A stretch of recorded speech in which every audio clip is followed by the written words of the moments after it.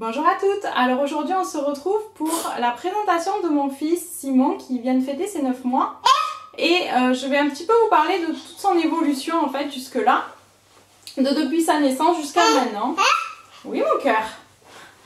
Par contre je pense pas que je vais pouvoir garder le petit avec moi tout le temps parce que voilà, c'est un bébé qui est très remuant comme vous pouvez le voir. Oui mon cœur. Allez, tu vas aller jouer ? Alors pour commencer, Simon, c'est un petit garçon qui est vraiment de bon caractère, jamais de crise de larmes inconsolables, vraiment toujours souriant, rieur, il a vraiment la joie de vivre cet enfant. Il est très gentil, il est très câlin, il est très attaché à sa mère, mais aussi à son père. Hein. Le soir, c'est beaucoup papa. Il est quand même aussi très indépendant, il aime bien faire sa petite vie tranquille, alors il faut qu'on soit pas très loin, mais sinon voilà, il fait sa petite vie, il joue, il fait ses petites activités. C'est surtout un petit garçon qui est vraiment très remuant. Il arrête jamais, il bouge dans tous les sens, il faut qu'il se déplace, et il adore aussi sauter. Et ça, franchement, depuis qu'il est né, en fait, à la maternité, il se poussait déjà sur ses jambes. Ça, l'a jamais lâché, il a toujours aimé se pousser sur les jambes, et du coup, après, il s'était sauter. Donc, pour tout ce qui concerne un petit peu le déroulement de notre vie quotidienne, avec Simon, en fait, depuis sa naissance, on pratique le cododo parce que il avait beaucoup de coliques quand il est né et donc c'était très difficile quand même de le faire dormir au début. Il avait vraiment besoin qu'on soit près de lui, qu'on le rassure. C'est pour ça qu'on a préféré faire du cododo. C'était pas notre idée à la base, hein, mais ça s'est un petit peu imposé à nous et pour l'instant on est très bien comme ça. On est très heureux tous les trois comme ça. Donc ça nous pose aucun problème pour l'instant. Donc on continue, je sais pas vraiment jusqu'à quand, c'est pas vraiment planifié tout ça. On verra un petit peu je pense au fur et à mesure. En ce qui concerne les nuits, quand il était tout petit, Simon faisait 2 tétés par nuit et se levait ensuite à 6h30 du matin. Ça c'était un petit peu difficile. Mais comme il tétait que 2 fois, ça allait, hein, il se couchait vers 8h le soir. Et puis il tétait, il me semble de mémoire, vers minuit et demi et puis vers 3h30, quelque chose comme ça. Donc ça allait, on n'était pas trop épuisé on va dire, du moment où il a commencé à bien dormir, quand il a plutôt été gêné par ses coliques, ce qu'on a résolu grâce aux probiotiques, hein. Vous pouvez voir ma vidéo sur les soins de bébé où j'en parle un peu plus. Ensuite, depuis qu'on a attaqué la diversification alimentaire, ça a été un petit peu plus compliqué. Il a eu beaucoup de problèmes de constipation et de gaz et du coup la nuit ça le réveillait, il avait mal au ventre. Donc c'était des nuits un petit peu plus compliquées, il pouvait nous faire jusqu'à 10-15 réveils, très courts hein, mais voilà ça nous coupait vraiment de sommeil, c'était très difficile. Pour lui aussi hein, bien évidemment, nous c'est pas le plus important mais pour lui c'était difficile, il était fatigué, c'était un petit peu compliqué. Heureusement maintenant c'est rentré dans l'ordre et là il n'y a plus de soucis, il nous fait des bonnes nuits. Alors maintenant au fur et à mesure il a un petit peu décalé son heure de coucher, donc maintenant il s'endort plus que vers 9h30, 10h on va dire, par là. Par contre il se lève tard, il se lève justement vers 9h30, 10h parfois si vraiment il est fatigué. Donc de ce côté-là, on n'a pas à se plaindre, hein. Il fait des bonnes nuits, il peut lui arriver de se réveiller une fois ou deux dans la nuit parce qu'il a un petit peu peur de quelque chose ou quoi, mais c'est très peu fréquent. En ce qui concerne les siestes, Simon fait 2 à 3 siestes par jour, parfois qu'une bien évidemment, ça dépend un petit peu de son bon vouloir, de quand est-ce qu'il s'est levé, de s'il est très fatigué ou pas, de s'il a beaucoup remué dans la journée ou pas, donc c'est assez variable, hein. Ça dépend un petit peu aussi de ce qu'on fait dans la journée. Mais en principe, voilà, c'est au moins 2 siestes par jour. Pas forcément très longues, hein. Des fois il fait des siestes d'1 heure, 1h30 maximum, quoi. C'est très difficile de le faire dormir un peu longtemps. Question poids et taille, Simon est né à 3,1 kg pour 48 cm.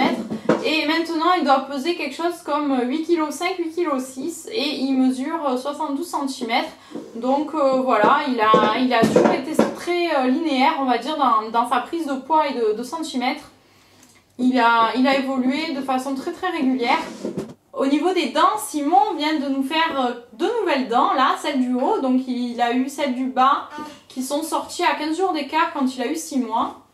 Et là il vient d'avoir 9 mois et elles sont sorties les deux en même temps, à un jour d'écart. Il nous a fait les deux duos. Alors d'un point de vue alimentation, donc comme je vous ai dit, j'ai allaité mon fils et je l'allaite encore depuis sa naissance, donc jusqu'à ses 7 mois à peu près, il était en allaitement exclusif, plus diversification alimentaire, à partir de ses 5 mois, moins une semaine, si je me souviens bien, quelque chose comme ça.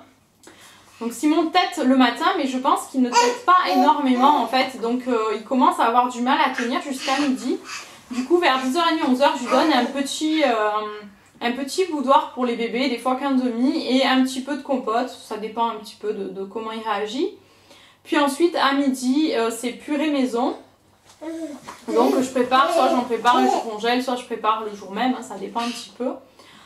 Donc purée maison, 120 grammes, il n'arrive pas à prendre plus, c'est vraiment le maximum pour lui pour l'instant.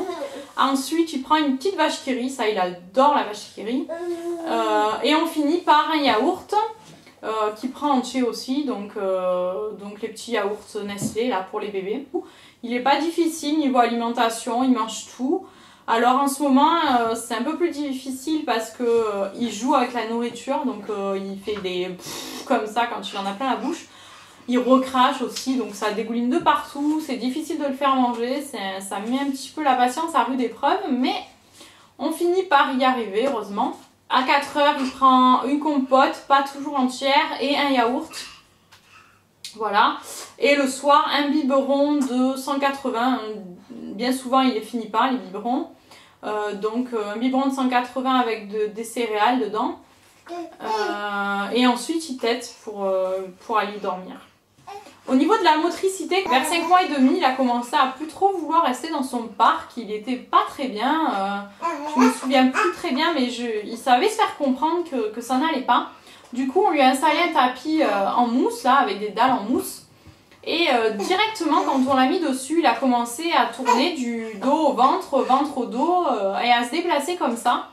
Donc je pense que c'est pour ça qu'il n'était pas bien dans son parc, il avait besoin d'espace, de pouvoir bouger. Et puis finalement, vers ses 7 mois et demi, il a commencé à se mettre debout. En s'appuyant sur des meubles, il a commencé à se lever. Et maintenant, il longe les meubles, il a beaucoup gagné en équilibre, en assurance. Au début, c'est vrai qu'on était obligé de rester tout le temps derrière lui quand il se mettait debout parce qu'il tombait comme un piqué en arrière et donc il se tapait la tête et c'était effrayant à voir, c'était dangereux bien sûr. Et lui, il avait très très peur quand ça lui arrivait. Il avait plus de peur, je pense, que de mal au final, mais c'était assez impressionnant. Du coup, on était obligé d'être vraiment derrière lui tout le temps. Ça a dû durer bien 2-3 semaines, ça. C'était un peu difficile, hein, parce que c'est vrai que rester toute la journée derrière un petit comme ça, ben voilà, vous pouvez plus rien faire d'autre. Il faut être constamment derrière, donc c'est un peu dur. Et puis, il a commencé à gagner en assurance. On voyait qu'il manquait moins de tomber, qu'il gardait plus l'équilibre. Oui, mon cœur. Tu t'éclates? Et du coup, j'ai commencé à le laisser tout seul en lui expliquant bien qu'il était tout seul, qu'il fallait qu'il fasse attention, que s'il tombait, j'étais pas derrière pour le rattraper. Et il a très bien intégré puisqu'il était très très prudent. Il a fallu lui apprendre en fait à tomber sur les fesses pour que ça soit aussi moins dangereux pour lui quand il restait debout tout seul. Donc pour ça, je lui ai montré, hein, je suis tombée sur les fesses pour lui montrer comment faire. Je lui ai fait faire à lui. Et il a aussi assez vite intégré et en une semaine, il avait compris qu'il fallait tomber sur les fesses. Et maintenant, c'est bon, il sait descendre en se mettant très légèrement accroupi, pouf, et puis il tombe sur les fesses. Des fois, il se met à genoux pour redescendre d'un meuble. Et quand il perd l'équilibre et qu'il est sur le point de tomber, il prend le réflexe en fait de tomber sur les fesses. Et ça, c'est vraiment important, hein, pour pas qu'il puisse se faire mal à la tête. Simon a voulu se déplacer très très tôt, vers 5 mois et demi. Hein, comme je l'ai dit, il a commencé à ramper, à faire des tourneboulets. Et du coup, la position assise, en fait, ne lui plaisait pas du tout. Et il a mis très très longtemps à vraiment tenir bien assis. Donc maintenant, il tient bien assis, mais c'est que depuis qu'il a 7 mois à peu près qu'il tient bien assis. Question de la marche, il n'en est pas encore là, hein, puisque quand on le met devant un trotteur, qu'on le fait avancer, il ne comprend pas encore qu'il faut aligner les pieds l'un devant l'autre. Donc bon, je pense que c'est pas pour tout de suite. Maintenant, vous en savez plus sur mon fils et je continuerai à vous faire suivre ses évolutions mois après mois.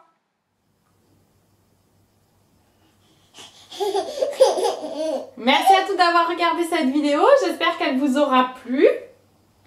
On vous dit à la prochaine. Bye!